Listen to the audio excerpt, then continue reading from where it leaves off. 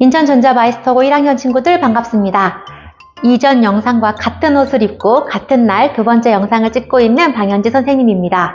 소리가 조금 울릴 수 있습니다. 왜냐하면 여러분이 모두 귀가한 금요일이고요. 지금 시간은 밖이 이제 완전 깜깜해졌습니다. 저녁 8시 10분입니다. 빈 교실에서 촬영을 하고 있는데 이 학교에 선생님하고 당직기사님만 남았어요. 당직기사님이 선생님이 남아있는 걸 보고 놀라시더라고요. 그래서 빨리 찍고 선생님도 집에 가고 싶습니다. 자, 학습활동 관련된 부분인데요. 우리 교과서 준비하시고 먼저 문제 풀어본 다음에 영상 이어서 시청하기 바랍니다. 자, 이전 영상에서 우리가 처음 배운 갈래이죠. 고려가요인 서경별곡의 내용을 살펴봤습니다. 그럼 이제 교과서 준비하시고요. 학습활동 같이 풀어보겠습니다. 자, 여러분 교과서 124쪽입니다. 앞에서 학습했던 내용을 바탕으로 우리 한번 정리해보는 활동인데요. 이번에 내가 쓰는 감상일지에 중요한 내용 나온 것 같습니다. 왜 중요해요? 시험에 나오니까요. 이러면 하수고요. 자, 우리 여기 내가 쓰는 감상일지에서 중요한 핵심 키워드 보이세요? 뭐가 보이냐면요. 시적 화자가 보입니다. 우리 이 작품도 시의 한 종류잖아요. 그럼 시적 화자 당연히 파악해야겠죠. 자, 여기 나와 있는 식구나 시어를 활용해서 시적 화자가 처해 있는 상황을 정리하는 건데요. 여러분 일단 모든 걸 내려놓고 우리 서경별곡에서 시적 화자 어떤 인물이었죠? 여자인 것 같았어요. 어떻게 알아요? 질삼배 버리시고 길삼을 버리고 라는 표현을 봤을 때 여성 화자이겠거니 하고 짐작할 수 있었고요. 지금 어떤 상황에 처해 있었냐면 사랑하는 님과 이별하는 상황에 처해 있어서 그 아픈 마음과 질투심과 불안함을 다룬 노래였습니다. 자, 이 모든 것들을 정리해 봤을 때 근데 그냥 정리하기 전에 각각 무슨 뜻인지 한번 점검하고 가면 좋겠죠? 자, 서경 우리 1년에 나왔던 부분인데요. 시적 화자가 살고 있는 사랑하는 삶의 터전이었습니다. 그쵸? 자, 그리고 여행으로 온 질삼배 버리시고 당신과 헤어질 바에는 길삼을 버리고 내 생계수단도 다 버리고 괴실한데 우러곰 존니노이다. 나를 사랑만 해주신다면 내가 울면서 당신을 따르겠습니다. 내가 사랑하는 내 고장도 버리고 그 다음 내 생계수단도 버리고 당신을 따라서 쫓아갈게요 라는 뜻이었죠. 자, 근데 대동강이 중요한 소재였습니다. 왜? 대동강이 넓은데요. 거기를 건너가면 님과 이별하게 되죠. 그래서 우리 대동강은 이별의 공간을 의미했다라고 했고요. 이 모든 식구들, 시어들을 합쳐서 시적 화자가 처한 상황을 선생님이 정리해봤습니다. 이렇게요. 자, 시적 화자는 길쌈으로 생계를 이어가며 여성 화자임을 짐작할 수 있죠. 자신의 삶의 터전인 서경, 지금의 어디? 평양을 의미한다고 했습니다. 서경에서 임과 사랑을 나누던 여성이다. 그런데 임은 대동강, 이별의 공간이죠. 시적 화자야 이별하려 하고 그 상황에서 우리 시적 화자가 원망의 대상으로 삼았던 사람이 누구? 네, 사공이 있었습니다. 자, 시적 화자는 이러한 이별의 상황에 괴로워해. 왜요? 님이 건너편으로 건너가면 그곳에 있는 꽃을 꺾을 거래요. 즉, 새로운 사람을 만날까봐 굉장히 불안해하고 질투하고 있었죠. 임에 대한 변함없는 사랑을 드러내고 있다. 이렇게 정리한다면 완벽한 시적 화자의 상황이라고 할 수 있겠습니다. 여러분, 우리 교과서 125쪽에 좋은 문제 나왔는데요. 지금 여기에 오타가 보이죠? 뭐가 오타일까요? 네, 교과서랑 비교해보세요. 구슬바위가 아니라 바위를 지워주셔야 됩니다. 얘는 교과서에 나와 있지 않고요. 즉, 우리 학습활동 1번은요. 시어의 함축적 의미를 파악하자 시에서 매우 중요한 활동이고요. 4가지 나왔습니다. 구슬, 바위, 끈, 건너편, 꽃. 자, 잘 모르겠으면 앞에 있는 본문 보면서 보면 좋겠죠? 여러분, 구슬이 바위에 떨어진들이라고 했습니다. 그래서 구슬은 어떤 뜻이었냐면요. 사랑을 매개로 한 임과 시적 화자의 관계. 자, 우리 실에 끈에 구슬이 엮여 있었죠? 즉, 나와 당신의 엮여진 사랑을 의미하는데요. 중요한 표현이 있었습니다. 구슬이 바위에 떨어진들. 구슬이 바위에 떨어지면 어떻게 될까요? 네, 깨집니다. 그래서 구슬은 어떤 속성이 있냐면요. 깨어지는 속성이 있어요. 깨짐 또는 깨어진다. 깨어짐. 이렇게 표현이 갑자기 깨어짐이라고 쓰니까 이상하죠? 깨어질 수 있어요. 깨질 수 있습니다. 그 말은 뭐냐면요. 님과 나의 사랑이 겉으로 볼 때에는요. 변할 수 있어요. 변한다 다른 말로 가변성. 자, 여러분 교과서 125쪽 문제 같이 써주셨으면 좋겠습니다. 자, 지금 구슬은 깨어진다란 특성이 있고요. 그걸 의미를 파악해보면 나와 당신의 관계는 변할 수 있고요. 어쩌면 순간적일 수도 있어요. 순간적인 사랑으로 보일 수도 있습니다. 자, 그렇지만 여기서 중요한 소재에 또 바위 연결되죠. 자, 사랑을 매개로 한 임과 시적화자의 관계는 깨어진다는 속성이 있고 구슬, 유리로 만든 구슬이니까요. 깨어진다라는 말은 우리 사랑이 바뀔 수도 있고 순간적일 수도 있어요. 그렇게 만드는 사랑을 방해하는 장애물이 뭐였어요? 바위. 구슬이 바위에 떨어졌을 때 깨지는 거잖아요. 그래서 바위는 님과 나의 사랑을 방해하는 장애물. 근데 여기서 끝나면 절망적인 시겠죠? 뒤에 어떤 내용이 있었냐면 기니딴 그치리까 나난 이런 부분이 있었거든요. 끈이야 끊어지겠습니까? 우리의 사랑이 표면적으로 봤을 때는 가변성도 있고 영원하지 않을 것 같지만 그 속성은 어때요? 구슬은 깨지지만 그걸 엮고 있던 끈은 아무리 여기다가 쳐도 끊어지지 않죠. 그래서 우리 끈이라는 건 뭘 의미했다? 임에 대한 시적화자의 믿음. 자, 끈이야 끊어지겠습니까? 우리의 믿음이야 그치겠습니까? 우리의 믿음이 끊어지겠습니까? 라는 부분이 두 번째 파트에 나왔었죠. 그래서 여기서의 끈이라는 건 임에 대한 시적화자의 믿음. 그럼 여러분 이것 한번 대조해 보려고 해요. 자, 구슬은 바위에 깨어지는 특징이 있는데요. 끈은 끊어지지 않습니다. 위에다 적어볼게요. 자, 끈은 바위에 떨어져도요 끊어지지 않아요. 즉 구슬과 속성이 어때요? 반대되죠. 얘는 깨져버리지만 얘는 떨어져도 끊어지지 않습니다. 그럼 이건 뭘 의미할까요? 네, 이렇게 대조하면 좋을 것 같아요. 우리 구슬이 가변성이라면 우리의 믿음은 바뀌지 않아요. 불변성. 자, 그리고 구슬, 우리의 사랑이 겉으로 볼 땐 순간적인 충동처럼 보일 수도 있지만 그거 아니야. 우리 사랑은 어때요? 영원해. 그걸 뭐에 빗댔다고요? 영원성이라고 선생님 정리할 거고요. 그것을 믿음을 끈에 빗대었죠. 그럼 지금 구슬과 끈이라는 이 시어는요, 서로 어떤 의미를 가지고 있나요? 네, 반대됩니다. 매우 대조적인 속성을 가진 시어들을 통해서 변하지 않을 님에 대한 사랑을 의미하고 있다는 거 보시면 되겠습니다. 자, 건너편 꽃. 지금 시적화자가 굉장히 질투하고 걱정하는 대상이죠. 왜? 님이 대동강을 건너서 새로운 여자를 만날지도 몰라. 그걸 뭐에 빗댔었냐면 꽃에 비유했었거든요. 그래서 여기서 건너편 꽃은요. 이미 만날 새로운 여인. 님이 대동강을 건너면 새 꽃을 꺾을 거야. 안 돼. 이런 내용이었잖아요. 그래서 지금 나와 있는 이 시어들 매우 중요했기 때문에 다시 한번 여러분들이 꼭 정리하셔야 됩니다. 자, 학습활동 두 번째인데요. 여러분 혹시 첫 번째 영상에서 우리 특징 요점 정리했을 때 이 작품의 특징 기억나세요? 네, 시적화자의 정서 변화가 잘 드러난다고 했었거든요. 그것과 관련된 문제입니다. 자, 이 작품을 크게 세 부분으로 나눴었죠. 1년부터 4년, 5년부터 8년, 9년부터 14년으로 총 세 부분으로 나눴었는데요. 이 큰 세 부분에 따라서 시적화자의 정서가 어떻게 되는지 여러분이 먼저 작성해 보시고 그 다음에 영상 보셔야 됩니다. 잠깐 멈추시고 얼른 여러분 살펴봐 주세요. 선생님은 계속 갑니다. 자, 첫 번째 부분에서는요. 자, 나는 내 고장 이곳의 서경을 사랑해. 그리고 나는 내 생계수단인 길쌈배도 나한텐 소중해. 그렇지만 당신과 이별할 바에는 싹 다 버리고 당신 따라갈 거야 라고 얘기했었죠. 즉, 첫 번째 부분에서는요. 임께서 사랑만 해주신다면 나는 서경도 버리고 길쌈배도 버리고 당신을 따를 거야 라고 하는 매우 적극적인 태도를 보이고 있습니다. 특히 무엇을 거부해요? 난 따라갈 거야. 이별을 거부하는 태도를 보이고 있었죠. 근데 두 번째 부분에서는요. 구슬과 끈에 빗대어서 구슬은 깨지지만 그걸 연결하고 있는 끈은 끊어질 리 없어. 당신과 나는 절대 믿음을 서로 저버릴 수 없어 라고 하면서 영원한 사랑과 믿음을 맹세합니다. 근데 적극적인 화자인 건 확실한 것 같아요. 자, 세 번째 부분에서는요. 사공을 막 비난하면서 엄청 초조해서 발을 동동 구르는 느낌이 나는데요. 사랑하는 임을 배에 싣고 떠나는 사공에 대한 원망, 심지어 뭐라고 해요? 여러분이 쓰는 말로 선을 넘죠. 뭐라고? 야, 사공, 네 안에 지금 바람 날지도 몰라. 근데 네가 지금 일하러 나오면 돼? 라고 원망했던 부분 기억 떠올려 주시고요.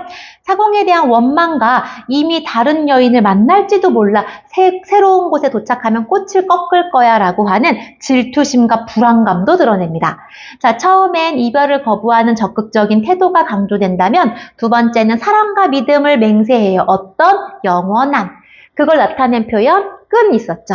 그리고 세 번째에는요, 사공에 대한 원망, 너 때문에 우리 님이 대동강을 건너잖아 라고 하는 원망도 드러내고요. 새로운 여인을 만날까봐 질투심과 불안함을 느끼는 모습도 드러나죠. 그래서 이 작품의 특징, 시적 화자의 정서 변화가 굉장히 드라마틱하게 드러난다. 좋은 문제였습니다. 자, 여러분, 우리 교과서, 선생님도 교과서를 조금 넘겨보겠습니다. 지금 앞에 노트북도 있고요. 선생님 교과서도 있습니다.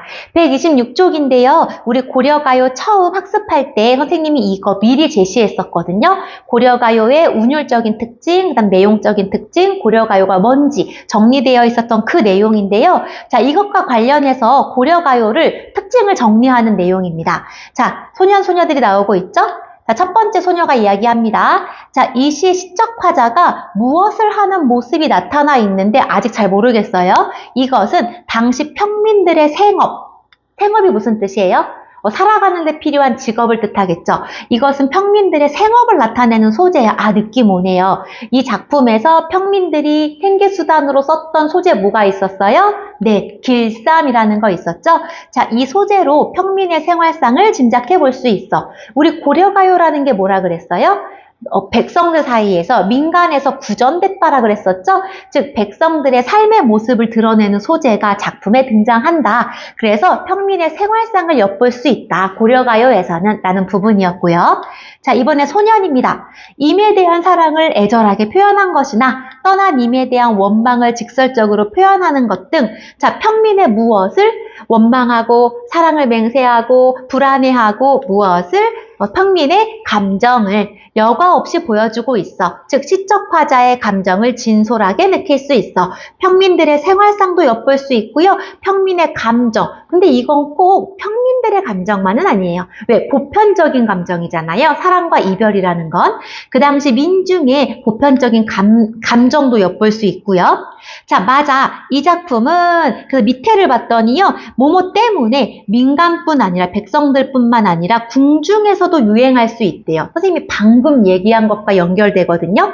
자, 이 작품 민간에서 구전됐지만 궁중에서 불렸습니다. 즉 모두가 공감할 수 있는 내용을 다루고 있다는 거죠. 그럼 서경별곡에서 모두가 공감할 수 있는 내용이 뭘까요? 그렇죠. 사랑과 이별이라는 거겠죠. 자, 이별의 정한이라고 하는 인간의 보편적 정서. 자, 이 작품의 주제를 뭐라고 정리했었어요? 이별의 정한, 정서와 한이라는 뜻입니다. 즉, 이별의 정한이라고 하는 인간의 보편적 정서, 인간이라면 누구나 느낄 수 있는 감정을 노래했기 때문에 그 옛날 고려시대에서부터 조선시대를 거쳐서 지금까지도 공감을 얻고 있다라는 뜻입니다. 자, 이해되셨어요? 그럼 다음 문제 넘어가겠습니다.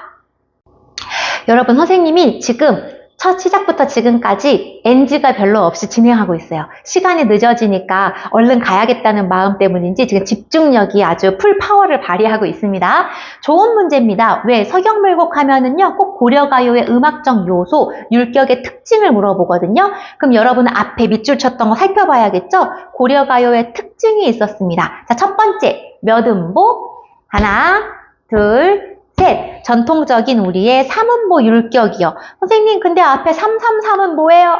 자, 이 자는요, 글자 수 말하는 거거든요. 세 글자, 세 글자, 세 글자로 반복되는 세 덩어리이다. 어떤 부분이 있었어요? 서경이, 서울이, 말하는 이 부분이 있었죠. 자, 정리하면요. 서경이, 서울이, 마르는 세 글자, 세 글자, 세 글자면서 의미상으로 세 덩어리다. 333자로 반복되는 삼음보의 율격 기억하셔야 됩니다. 자, 이것과 쌍을 이뤄서 공부했던 내용 남는 자리에 흥을 돋우기 위해서 집어넣는 표현 뭐요? 여음구요. 여음구만 외우면 안 돼요. 그럼 어디 썼어요? 여음구가? 그렇죠. 이 부분 있었죠. 서경이 아질가 할 때 아질가, 그 다음은 기니 땅 그트리까 나난, 이때 나난 이런 것들은 뜻이 없이 흥을 돋우기 위한 여음구라고 얘기했었고요. 자, 여음구 나오면 하나 더 나와야 됩니다. 매 연마다 반복됐던 중요한 부분, 어떤 부분이요? 후렴구요. 자, 후렴구 뭐 있었어요? 위 두어렁성 두어렁성 다링디리. 의미 있다 없다? 없다. 작품 해석할 때 영향을 주지 않는다 라고 얘기했었죠. 그렇지만 이 세 가지 음악적 요소는 꼭 기억하셔야 됩니다. 여러분, 우리 교과서 127쪽입니다. 수준이 높아졌어요. 학습활동의 문제가 많이 어려워졌는데요. 여러분 해내실 수 있습니다. 자, 학습활동 4번. 또 어려운 단어 나왔습니다. 향가라고 하는 처음 듣는 부분 나왔죠? 우리 고려가요는 서경별곡은 고려가요라고 하는 장르였고요. 제망매가라고 하는 작품은요, 향가의 갈래입니다. 향가라고 하는 문학의 종류를 의미하는데요. 자, 이것과 서경별곡을 비교할 겁니다. 자, 그럼 우리 처음 나왔으니까 일단 무슨 의미를 파악해야 될까요? 향가가 뭔지 알아봐야겠죠? 자, 향가는요, 고려가요보다 더 전으로 갑니다. 언제 창작됐냐면요, 신라시대 때의 노래예요. 근데 이때 우리 적을 수 있는 우리말 없었죠? 그래서 한자의 음과 훈을 빌려서 한자를 빌렸어서 표기했던 것을 우리가 향찰이라고 하거든요. 즉 향가를 적을 때 한자의 음과 뜻을 이용해서 썼던 것을 우리가 향찰이라고 하는데요. 향찰로 표기된 신라시대 때의 노래를 향가라고 이야기합니다. 다시 향가는 신라시대 때의 노래다. 그 당시엔 우리 문자가 없었기 때문에 한자를 빌려서 표기했다라고 이해하시면 됩니다. 자, 여러분 작품은 짧은데요. 총 몇 줄이에요? 하나, 둘, 셋, 넷, 다, 여, 일곱, 여덟, 아홉, 열. 우리 향가는요. 가장 처음에 나왔을 때는 선생님이 이제 빨간색 말고 까만색으로 한번 써볼게요. 자, 맨 처음에 발생한 향가는요, 길이가 4줄이었어요. 우리 그걸 사구체라고 이야기합니다. 4줄짜리 향가, 사구체 향가. 자, 이게 좀 더 발전되면요, 사구체가 2번 연달아서 나와요. 그럼 몇 구체? 8구체. 자, 그리고 가장 발전된 형태의 향가는 밑에 2줄이 추가돼서요, 지금 우리가 보고 있는 제망매가처럼 19체 향가. 이게 가장 향가 중에서 발전된 형태고요. 우리 19체 향가를 다른 말로 산회가라고도 이야기합니다. 너무 어려워요. 생소해요. 그렇지만 여러분이라면 이해할 수 있으니까 향가 기본적인 내용, 신라시대 때의 노래다. 처음 발생했을 땐 4줄짜리가 나왔다. 그 이후에 발전된 형태는 8줄짜리고 가장 발전된 형태는 10줄짜리다. 그 중에 대표작이 뭐다? 여기 있는 제망매가이다. 선생님이 지금 제목 어떻게 띄어 읽고 있어요? 제망매가라고 하나요? 제망매가라고 하나요? 네, 제망매가입니다. 자, 무슨 뜻이냐면요. 이 제자는요, 제사 지내다 할 때 그 제자예요. 망매는 뭐냐면요. 이건 자매, 형제 자매 할 때 그 누이를 뜻하거든요.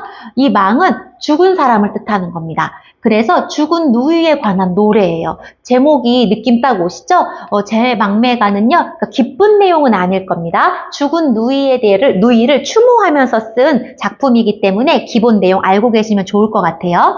자, 이 작품도 우리 크게 나누면요, 선생님 3부분으로 나누고 싶거든요. 여러분 같이 해주실래요? 자, 죽고 사는 길은 여기에 있음에 머뭇거리고 생과 사 앞에서 머뭇거리고 있대요. 나는 간다는 말도 못다 이르고 어찌 갑니까? 아까 선생님이 누구의 죽음을 추모한다 그랬어요? 누이라고 했습니다. 그럼 여기서 원래 작품에는 없지만 선생님은 이렇게 따옴표 할 수 있을 것 같아요.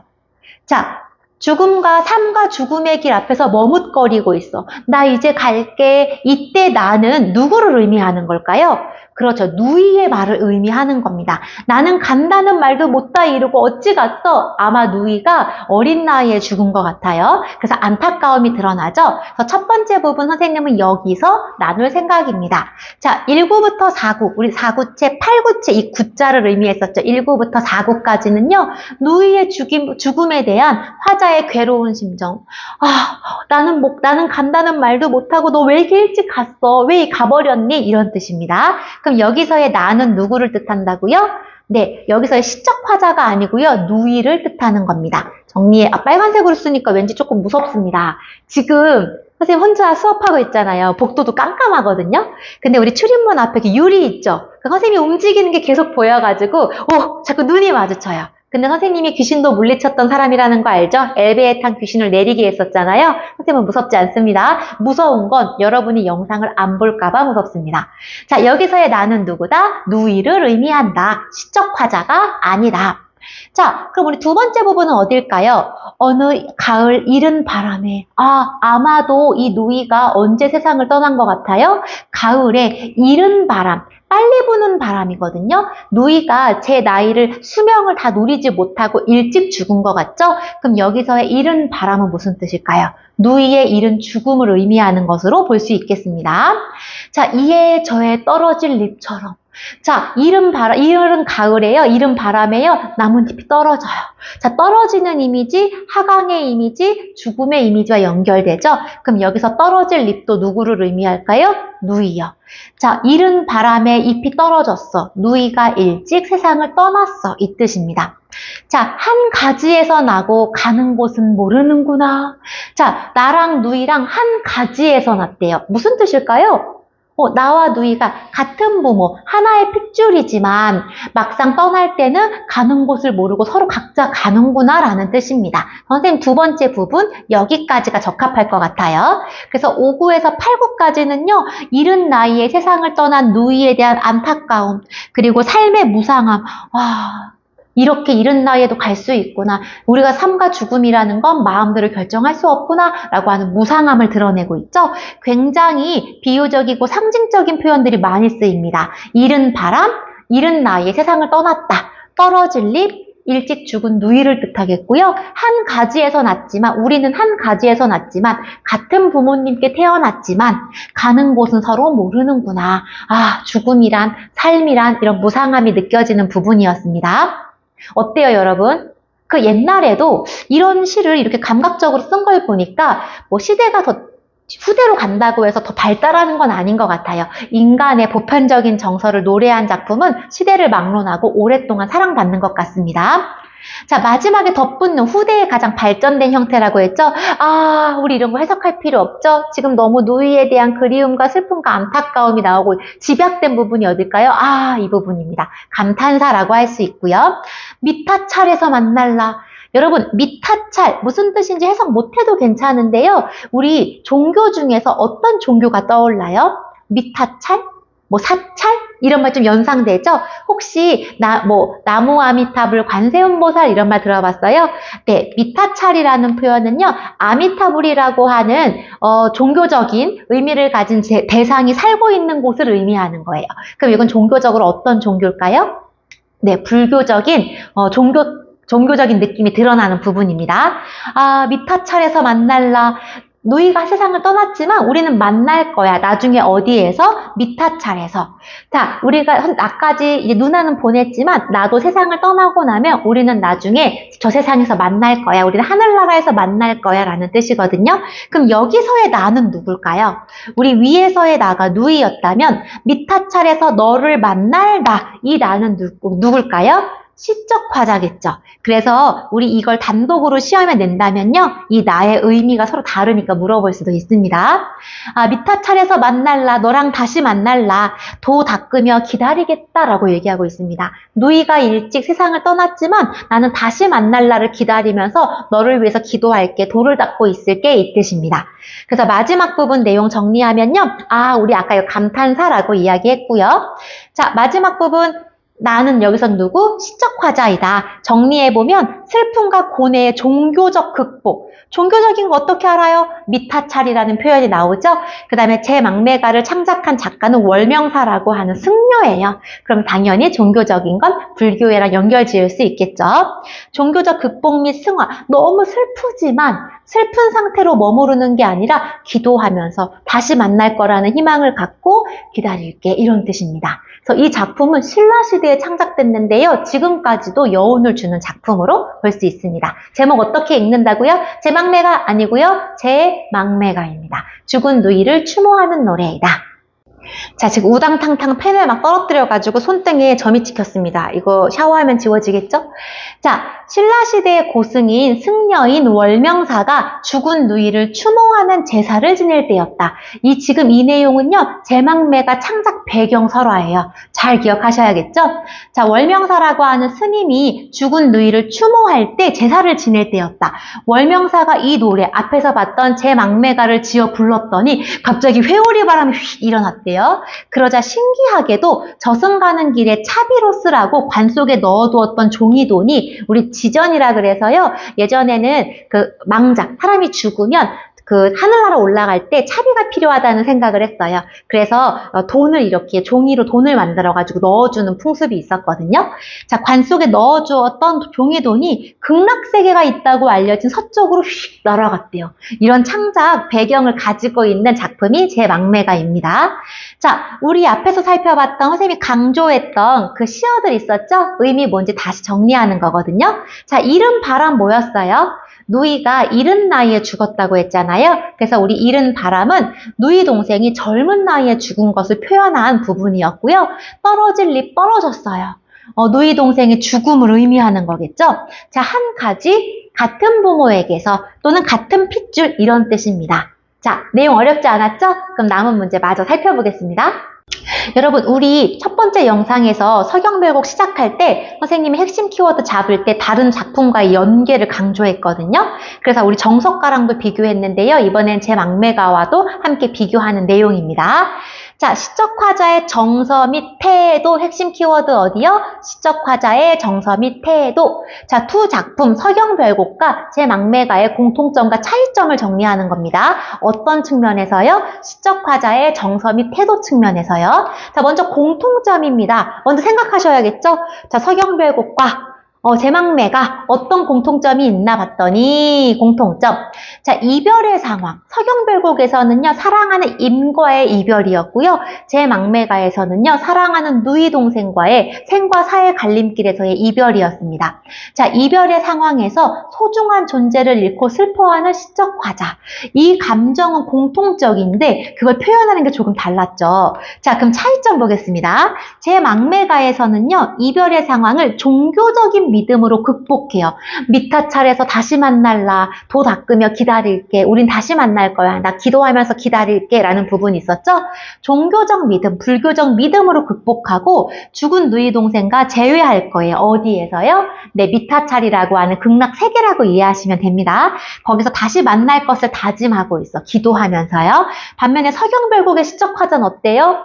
기다릴게요가 아니죠. 적극적으로 이별을 거부합니다. 이별을 적극적으로 거부한다. 공통점은 이별의 상황에서 소중한 존재를 잃고 슬퍼하는 화자라면 그것을 드러내는 방법이 매우 다르죠. 한 명은 도닦으면서 기다릴게 하는 부분. 그 다음 서경별곡에서는 난 울면서 쫓아갈 거야.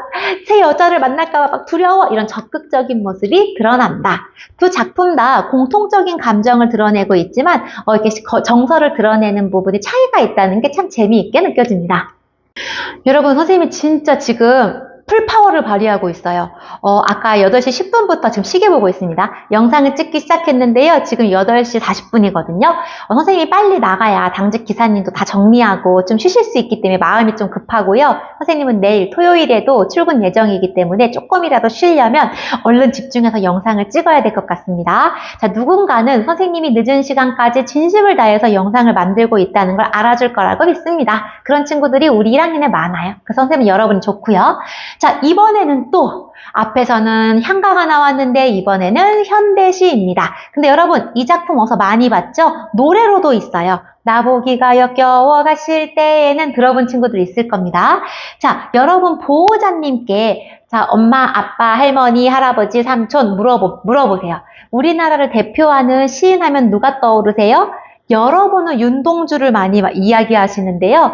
선생님과 보호자님과 더 예전의 보호자님들은요, 아마 김소월 시인 얘기할 겁니다. 이 작품이 바로 김소월 시인의 진달래꽃인데요. 어떤 면에서 비교가 되는지 여러분이 스스로 찾으셔야 됩니다. 자, 나보기가 역겨워 가실 때에는 말없이 고이 보내드리오리다. 자, 내용 간단해요. 당신이 나 보기가 역겨워서 가면 나는 보내줄게. 아, 지금 여기서의 시적화자 누구? 나라고 나옵니다. 그럼 나도 지금 어떤 상황이에요? 이별의 상황인 것 같아요. 자, 첫 번째 부분 내용 간단합니다. 어떤 내용이냐면요.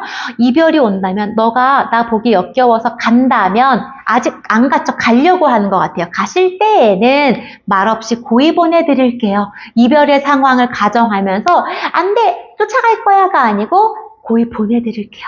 체념하는 정서가 드러납니다. 서경별곡과 벌써 차이점 보이시죠? 공통점도 보이고요. 자, 영변의 약산 진달래꽃. 여러분 이런 거 모르면 패스해도 되는데요. 느낌 오세요? 지명이에요.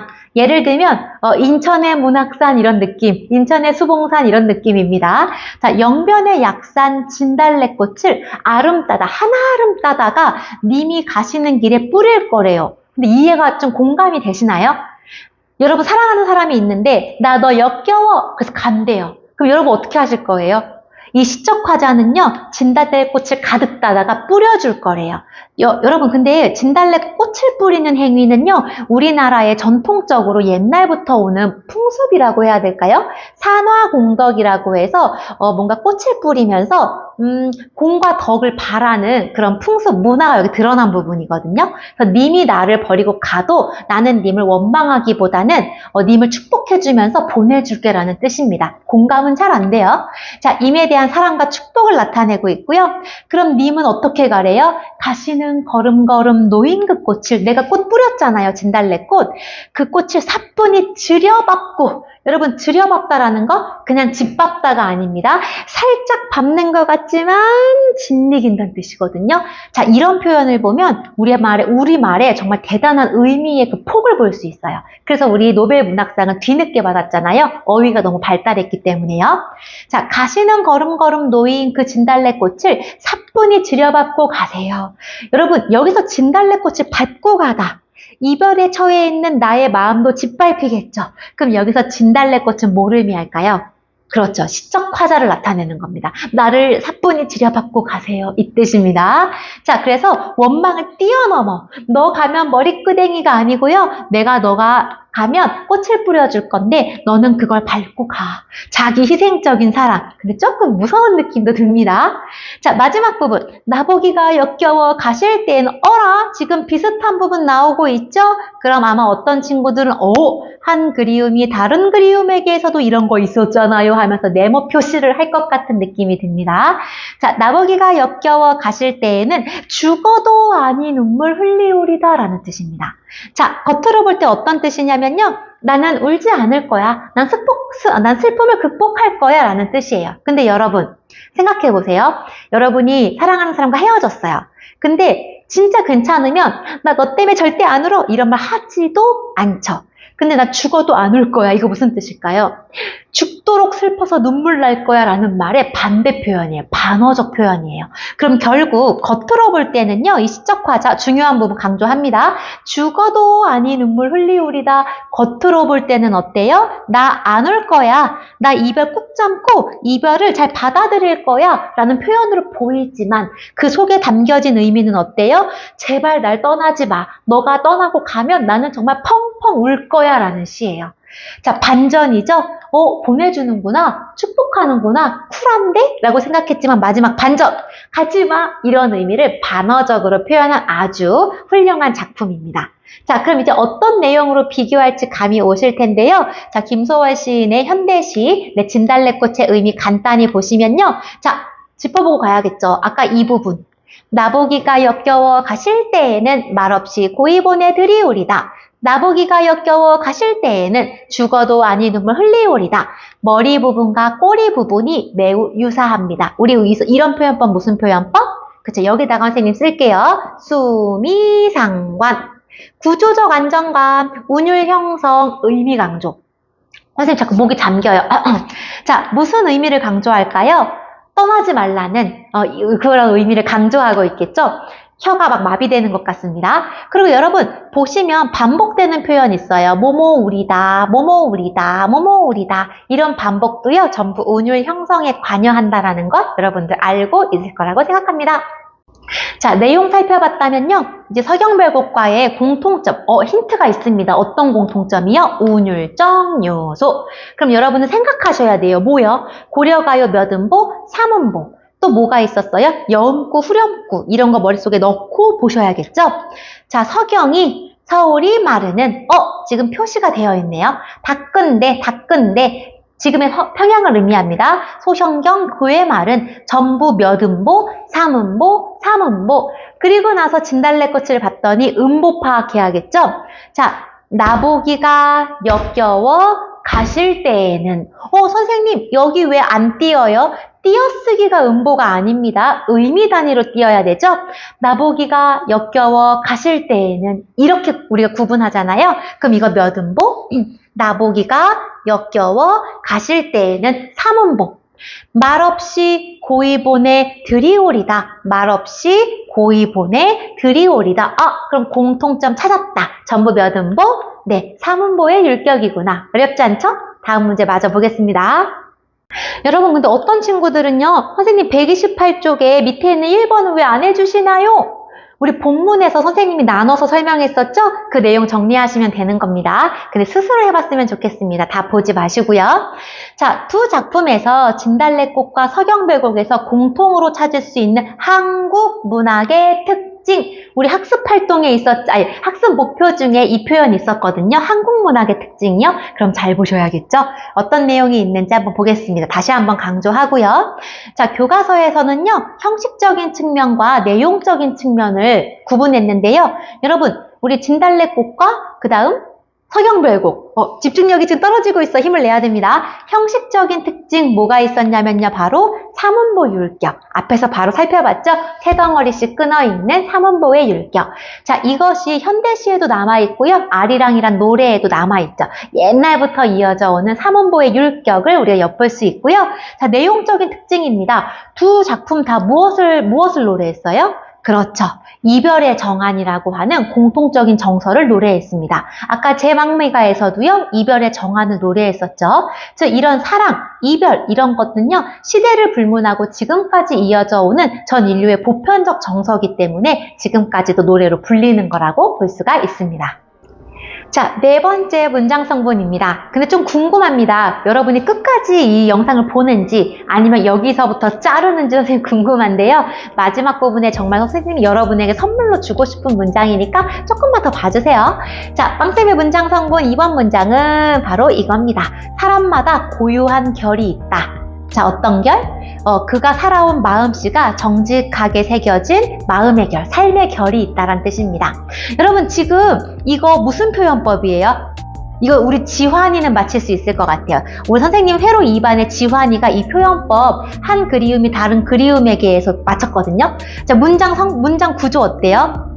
자, 사람마다 그가 살아온 마음씨가 정직하게 새겨진 삶의 결이 있다가 돼야겠죠?